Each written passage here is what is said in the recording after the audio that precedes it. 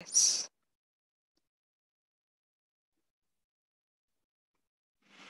So we understood about the types of karma.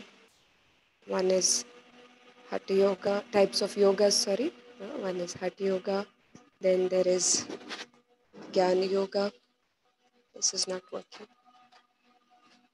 Then there is Bhakti Yoga on the path of devotion. Then there's yoga with the mantras of chanting. And then there is Karma Yoga, and the superior most of all the yogas, or you can say the one which connects you truly with the Supreme Himself, who, where you can really experience all powers from the Almighty, can be considered as Raj Yoga, the king of all yogas, or it makes you a king. Then we understood the basics of Raj Yoga, which was that it is about the introduction, the knowing of the Supreme, the knowing of the self, and how to associate the self with the Supreme, and then experiencing a relationship between the soul and the Supreme Soul, the eternal relationship of a parent and a child. Then, based on our affection, we can improve our connection with the Supreme, and then when the attainments are felt, that becomes the basis of Raj Yoga, and it keeps you repeating this process of meditation again and again once the attainments are felt.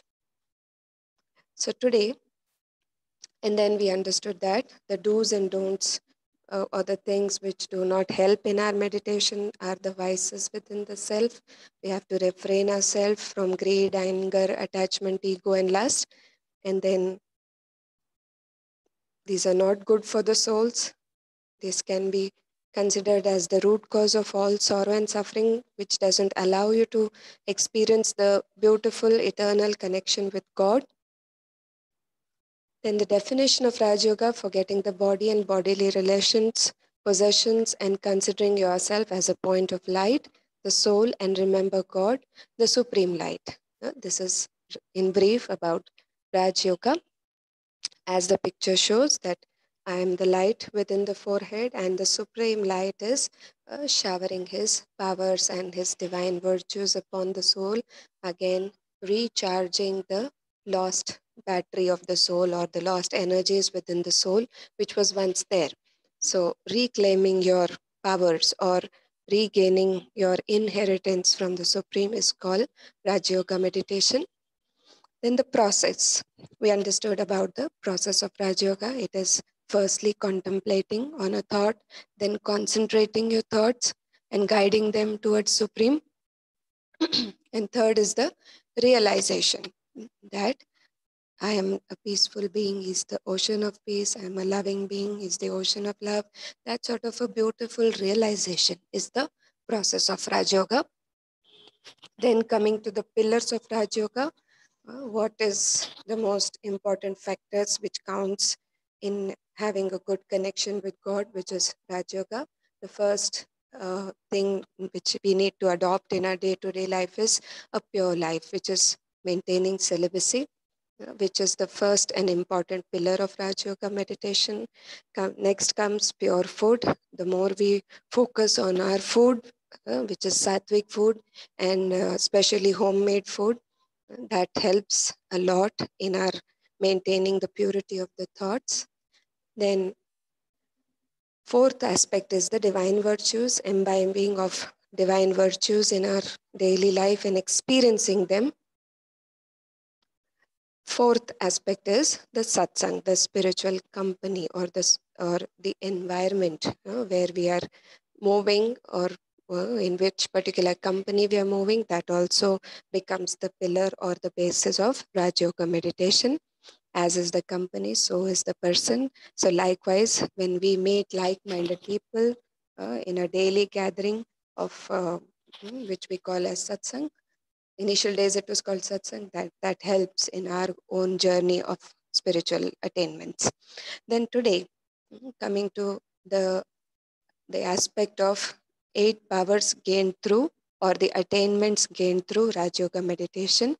So truly speaking, whatever I'm going to share now, the powers gained through Raj Yoga are pretty much there within the soul, but the only difference is when we experience the connection with God, these powers which are there within the soul are enhanced, or they grow to a great extent, or they can be felt as if it is a power.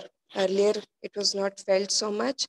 We knew that we had this power, but it stretches, or it you can see for yourself, it feels very nice within, that this power is there, but it is growing.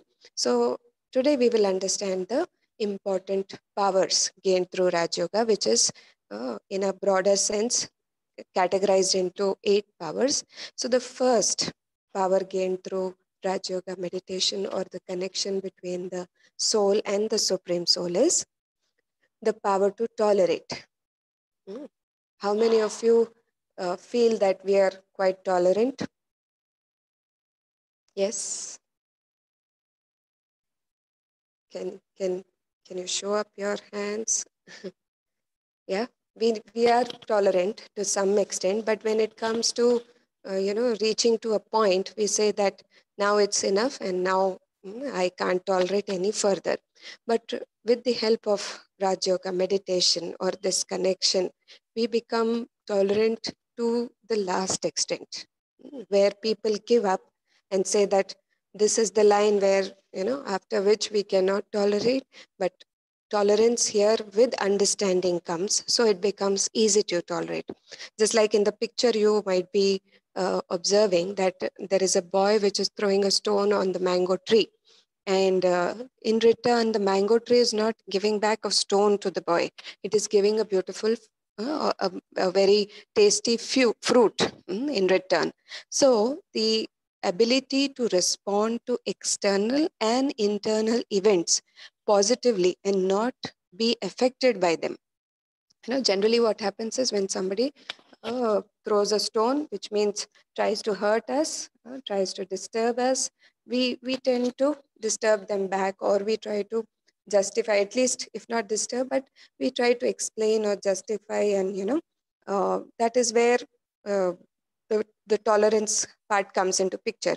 It's okay to justify, it's okay to explain, but we need to tolerate with the understanding that we have some accounts with people to settle. And if I react in that moment, or I also respond aggressively with that particular person, which means I'm creating a further account. Already there is an account. Then only a particular person, comes to comes to cause pain to you or sorrow to you, just for no reason. Nobody is giving sorrow to anybody out there. So we need to understand that there is a karma at play, there is an account at play in the background. And if I be tolerant, I'm not being weak. Generally, tolerance is the attribute of a weak person. In the world out there, it is considered to be a quality of a weak person. But in the spiritual line, tolerance is a power. सहन शक्ति कहा गया है, सहन कमजोरी नहीं कहा गया है. There is a lot of meaning why it is called a shakti, a strength, a power, because a powerful person only can tolerate. And with meditation, your powers stretches. If you can tolerate, let us say, up till 80%, it stretches to 100, 90, 90, 95, and slowly you can reach a point where you can become 100% tolerant also.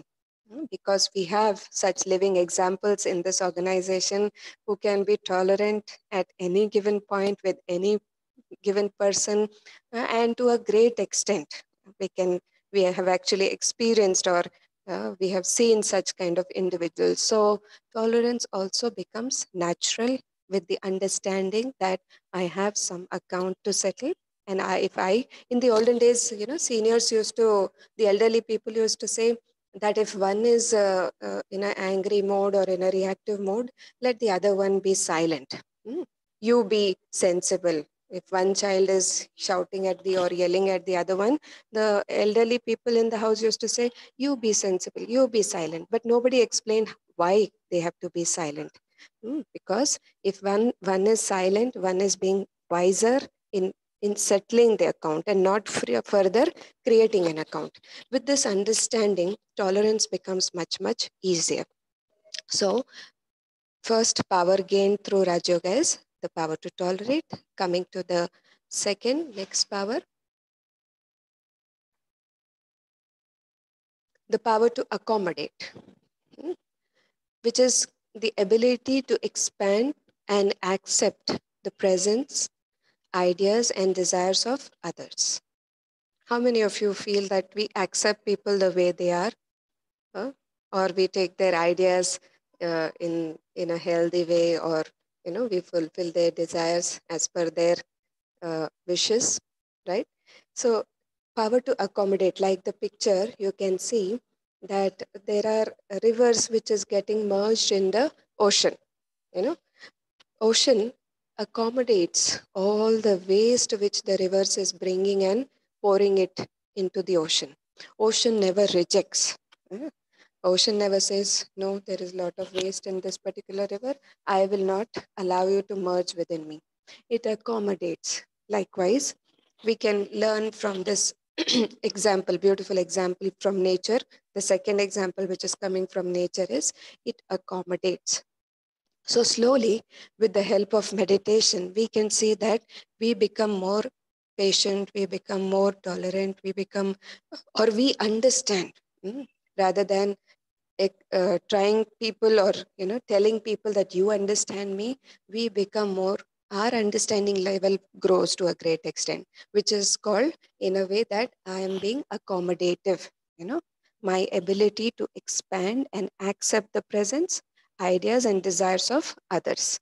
So my acceptance power, uh, or my understanding level grows to a great extent.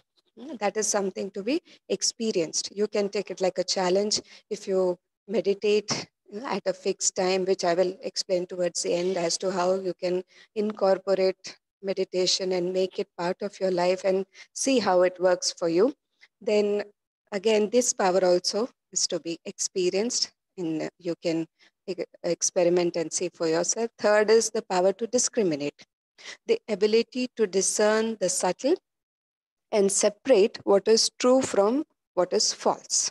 Mm. To discriminate, to segregate, this is true, this is false. So, like the picture shows that a diamond, a jeweler, he can see or discriminate the diamond from other fake stones. Under the lens, he can keep it, and he can understand quickly, yeah, this is right, and this is a fake one, and this is a right one. Likewise, there are so many situations which come in our day-to-day life where we have to where we have to use this power of discrimination. And we use it also, that this is right for me, this is wrong for me, this is what I'm going to do, this is what I'm not going to do, this is true, this is the path of truth, I will follow this is falsehood, I will discontinue. We are using this power, but with the help of Rajyoga meditation, this power becomes much, much faster, much, much accurate for me. At times we discriminate, but when it comes to judging, we make the wrong choices, and then we regret, and then lot of time, energy has been lost, which will not help me, or which will put me into uh, a life of regrets. So the power to discriminate, the accuracy of my own decisions, because we take lot of decisions in one particular day also. So where do we count on when it comes to discriminate? How do I, what is my measure scale, that what helps me to understand, yes, this is right and this is wrong for me, or this is truth and this is false? So where do I count? So when I experience the connection with the Supreme, my power to discriminate, mm, I can trust there 100% and see that whatever uh, discrimination I make is very, very accurate end of the day, and then there is no regrets in the life later. Then comes the next fourth power, is the power to judge, which is called the ability to access the quality of choices, decisions, and actions in yourself and in others. Hmm? The ability to access the quality of choices, decisions, and actions in your life and in others. So the power to judge and the power to discriminate, there is a thin line between that. First, we discriminate and then we come to a conclusion or a judgment. And only then we come into action after we make judgment. So, with the help of meditation again, with my connection with the Supreme, slowly when it is improved, my judgments become very, very quick, very, very accurate, and that gives me a lot of satisfaction. So, at times we discriminate, but we take a lot of time to judge. Hmm. Between that gap, there is a lot of losses which happens. So, with meditation, the discrimination power also happens very quickly, and the judgment power also quickly and accurately. So then there is no time loss, energy loss, and ultimately lot of satisfaction experienced. And there is absolutely no regrets in life at all. Many of us lead a life of regrets, and that guilt or that feeling uh, is not a very healthy feeling at all. It is a burden on the soul which is felt. So we can relieve that burden by this connection with the Supreme, by enhancing our power to discriminate and judge. Gone by is gone by. At least now we can judge accurately. At least now we can discriminate accurately. So that power is still there, very much in our hands and very much in our control.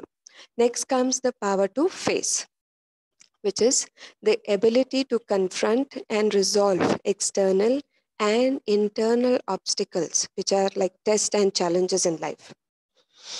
So, is there anybody in this group who would say that I have no test or I have no challenge, not experienced any challenges in my life? Yeah. Do they, whenever there are challenges in my life, do they ring a bell and enter your door, or are they all randomly coming at unexpected timings, out of the blue, right?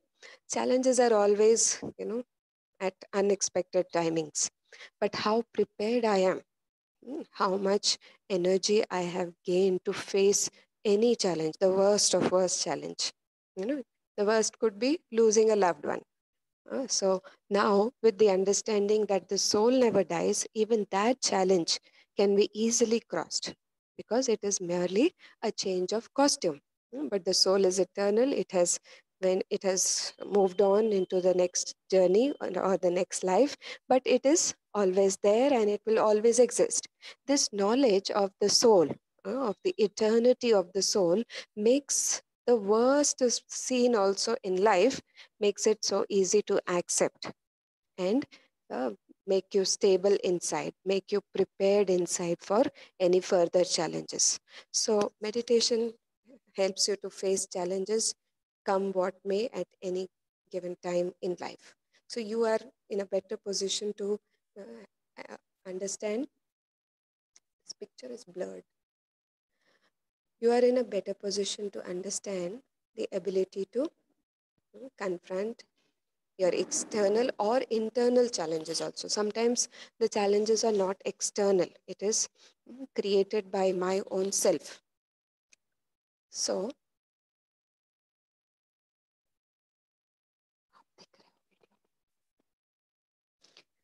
next is the power to cooperate, which is the ability to give attention, time, experience, and wisdom in the service of others and to work alongside them. Just like it is shown in the picture here, that when Govardhan Parvat, as mentioned in the scriptures, when that had to be lifted, which was a big task, it Lord Krishna required the help of a little finger from everyone. And when everybody gave a, this finger is so weak to look at, it can't even carry a small carry bag.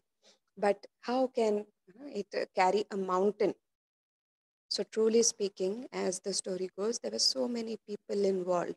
And when everybody gave their little finger support, which is support to a small extent, a big task was made possible.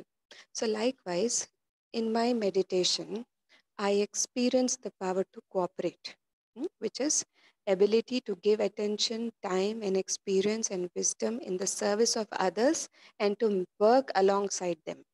my ability to cooperate with people and to uh, with my service, with my time and my attention and wisdom, and help them in this path. That also, that feeling of cooperation also naturally comes, because when I experience the cooperation from the Supreme, I very well, or I willingly give that help to my fellow individuals or my brothers and sisters as souls out there.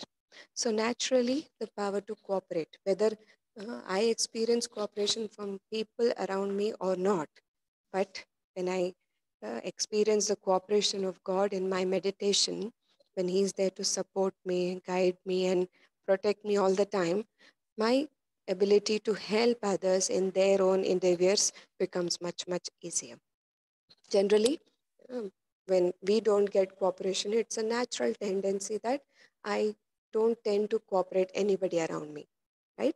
But with meditation, this power also becomes, or this power also stretches within you. If I can today cooperate 50% with the people around me, then slowly I can see that it is growing to 80%, 90%, and that gives you the courage that it can go up till 100% also someday. Then comes the seventh power, is the power to withdraw. The ability to step back, the ability. Are you able to see the screen or is it blurred for all of you? Yes, We are able to participants? see, sister. Is it clear? You readable? It is clear. It is clear for Okay, us. okay. All right. Because on Thank my you. screen it is showing like that. So I thought that it is the same with all of you. Okay. So it is the ability to step back. One second. Can we go to the previous slide, please? Yeah, it's clear now. The ability to step back and disengage from the world around me, like a tortoise. What is the beauty of a tortoise? We have all seen tortoise in our life, right?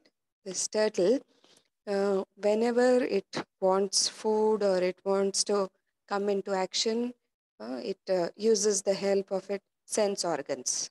After that, it uses its limbs, actually, not sense organs, but the limbs. They come into picture.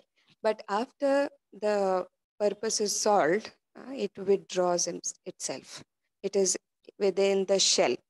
So that's a beautiful attribute of a tortoise, which we as meditators can learn again from nature, that the ability to step back and disengage from the world around me.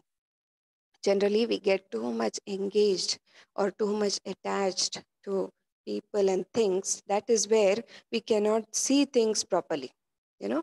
So it is important for a short while to be a detached observer or withdraw yourself from the scene in order to have a better understanding of the scene.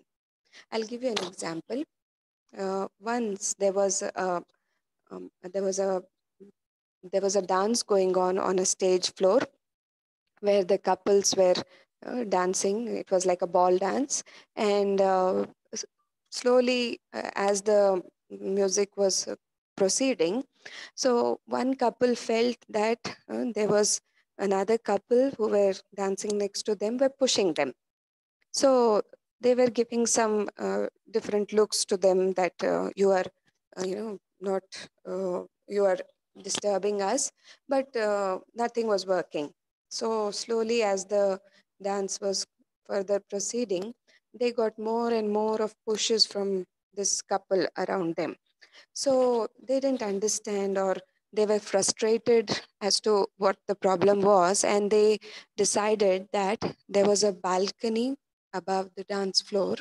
They decided that, anyways, there is a lot of push and they're not able to dance properly. They said, let us go and sit in the balcony.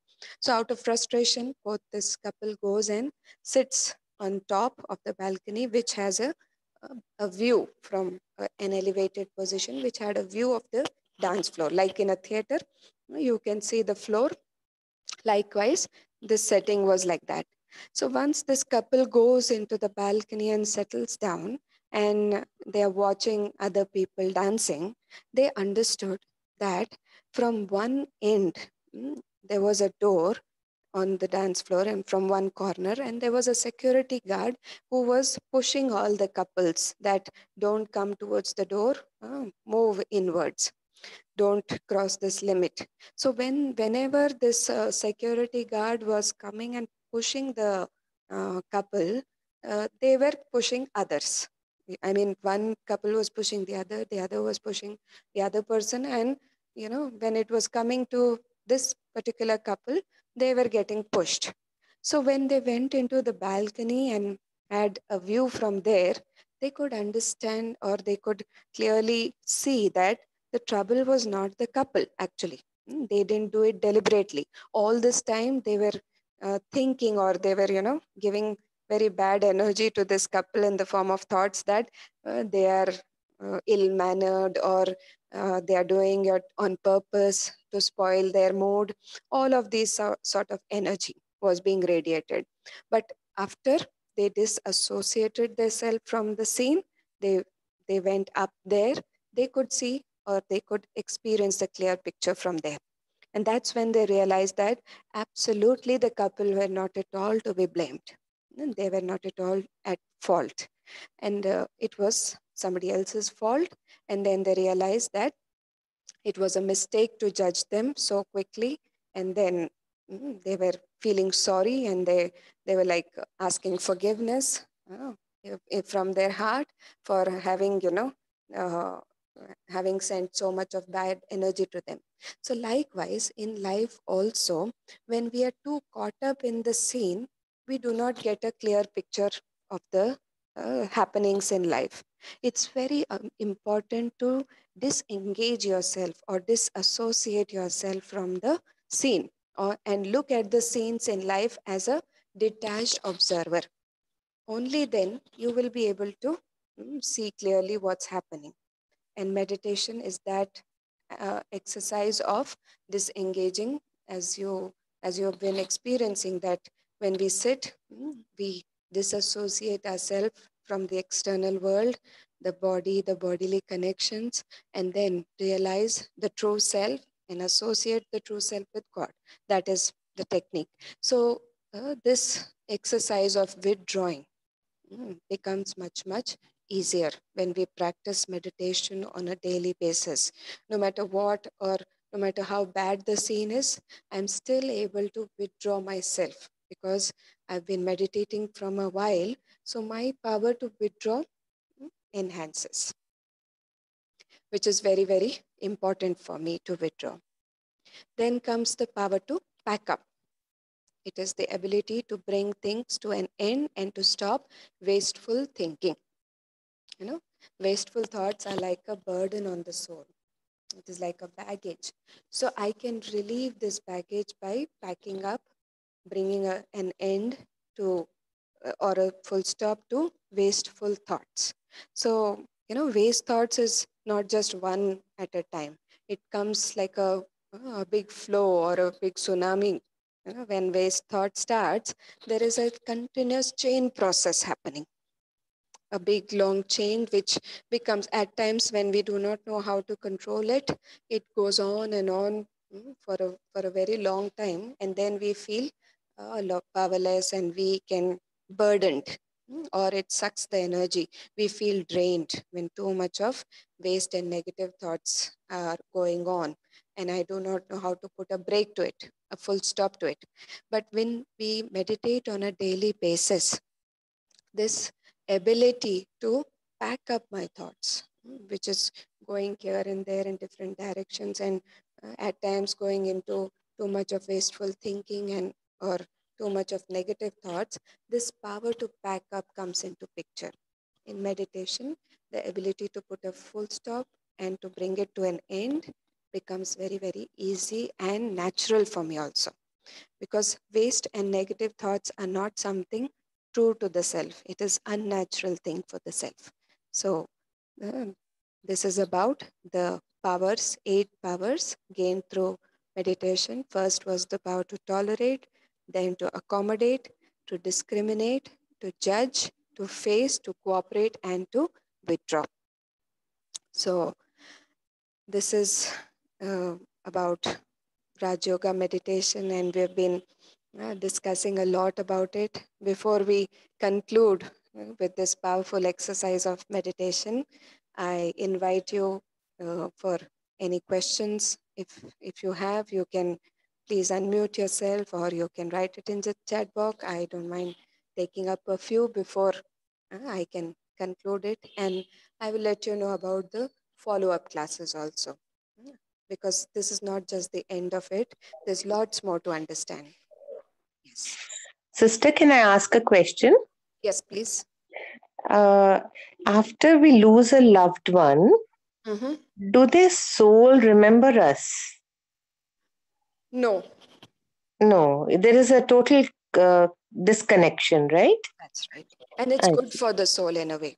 Okay. If Okay. there are people who remember their past, very few Mm-hmm.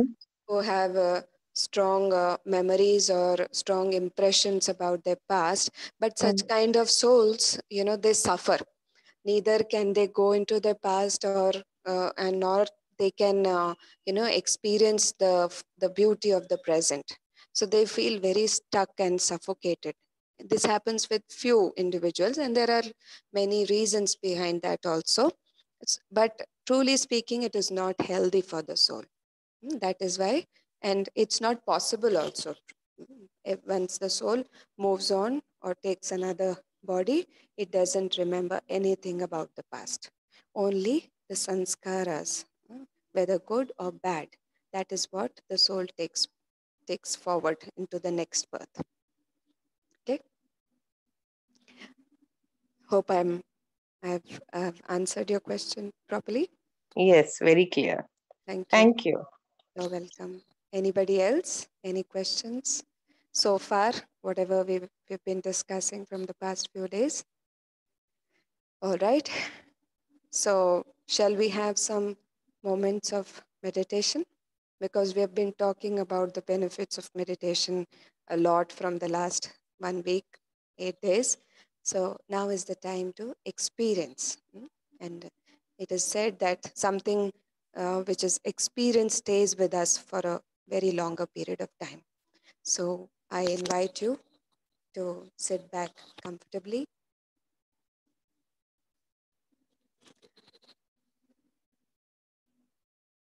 for a few minutes. I disassociate myself from my external world, from my roles and responsibilities.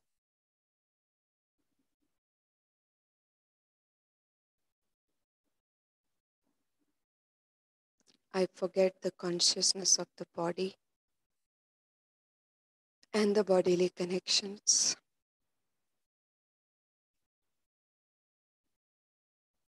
And I turn my thoughts inwards.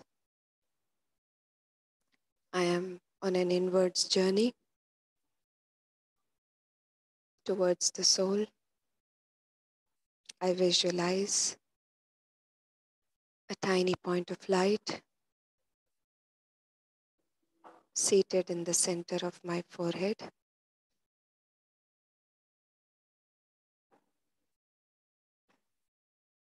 A radiant point of light, tinier than the tip of a needle. This is the real I, the soul.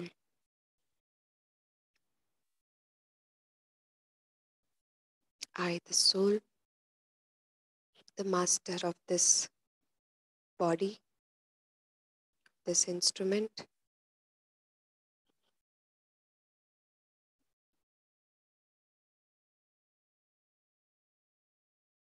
I am an eternal being of light.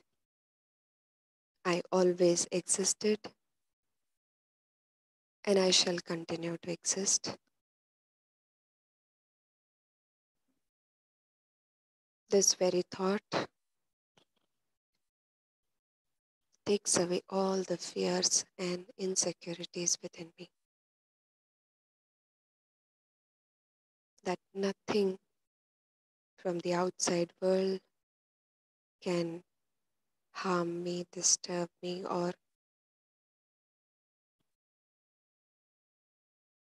do anything to me. As I am this energy which cannot be burnt by any fire, which cannot be drowned by any water. No physical elements can touch me. I'm beyond the physical world. I am a subtle energy.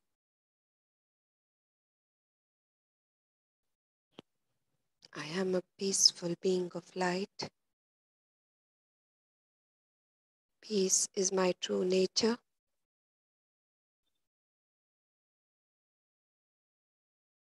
I experience the true inner peace,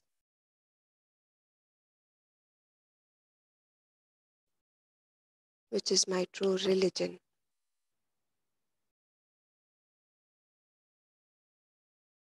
my core value.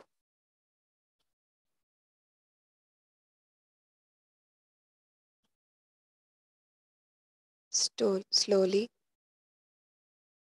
I step out of this costume of mine,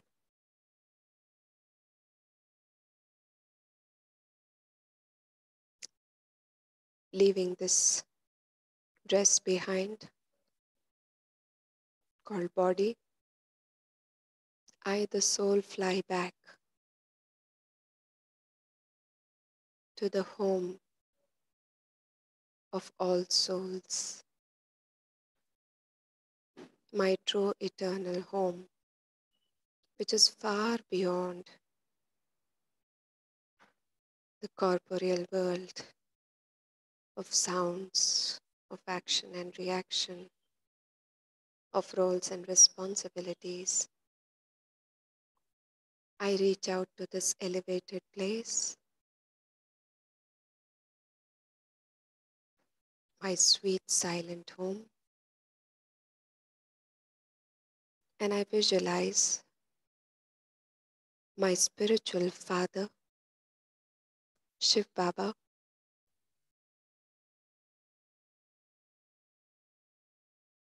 who's always there to comfort me.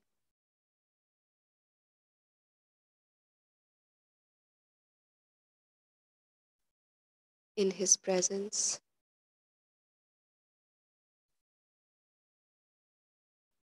I feel the burden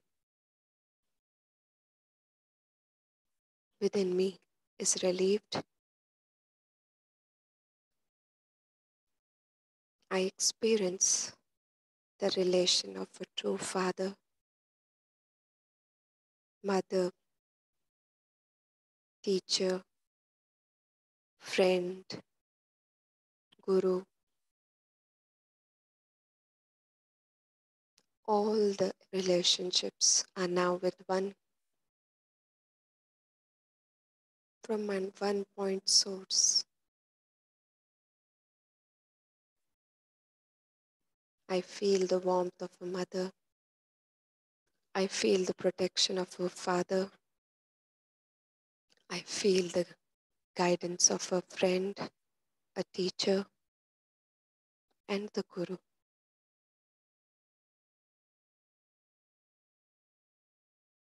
I now know that this is the energy I can trust 24/7, which will never let me down.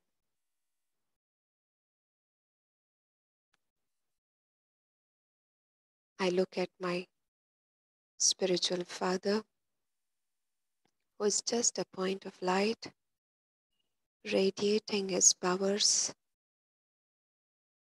and I, the soul, absorbing them within me.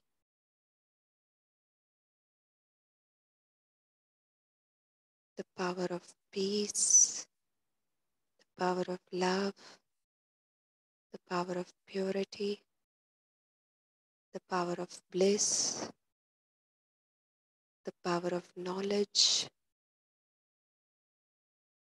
All powers and virtues are experienced and absorbed within the soul.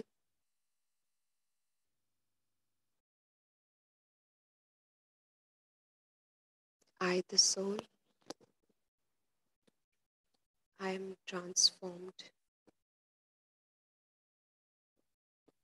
in the company of my spiritual father. The five vices within me: lust, greed, attachment, ego.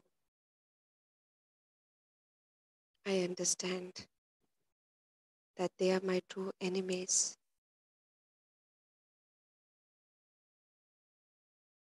I do not have any enemies out there, but these are the enemies within me which causes pain and suffering within me. These are like the dark spots on the soul. With these powerful laser beams from the Supreme, I see these dark spots slowly fading out,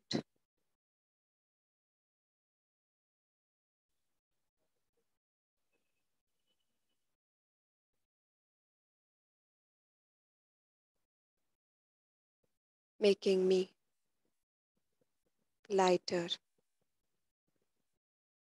and happier within.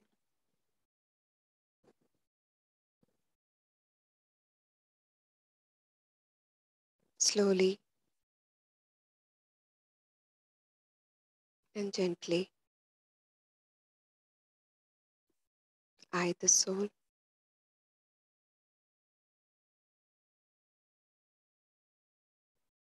acquiring the powers from the Supreme,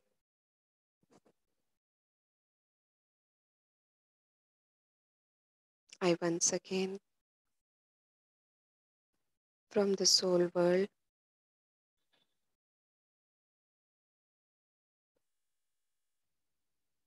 crossing the subtle region, I enter this body of mine, and I, the soul, now seated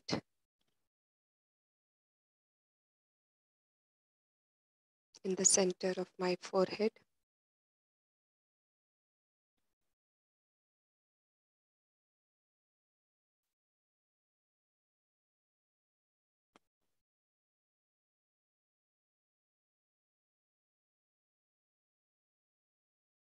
I now radiate these powers within this body of mine.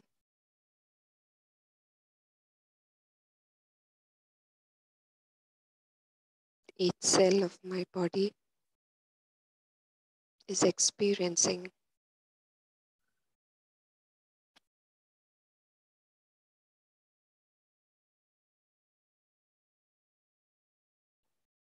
the powers of peace from head to toe,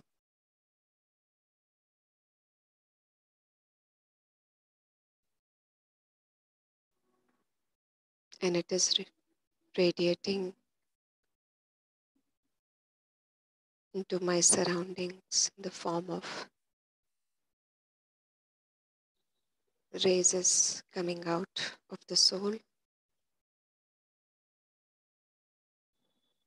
crossing the or reaching out to the area where I live, to all the souls around me who are in pain, experiencing peacelessness in life. I extend my helping hand in the form of good wishes and sending out powerful thoughts of peace, happiness, and love to them. I visualize the entire globe in front of me. I, I wish all the souls in this entire planet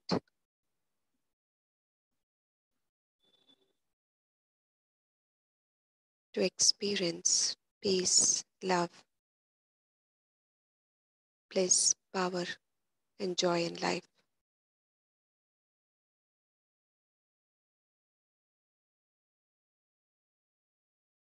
And as I do so,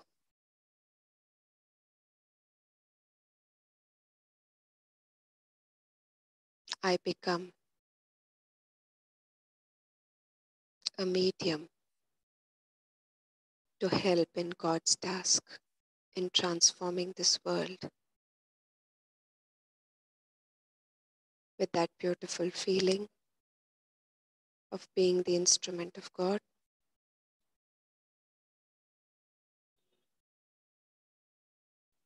I slowly come back to the awareness of my world around,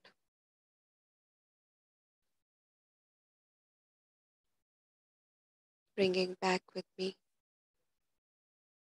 the experience of peace, love, purity, happiness, bliss, and joy. Om Shanti, Shanti, Shanti.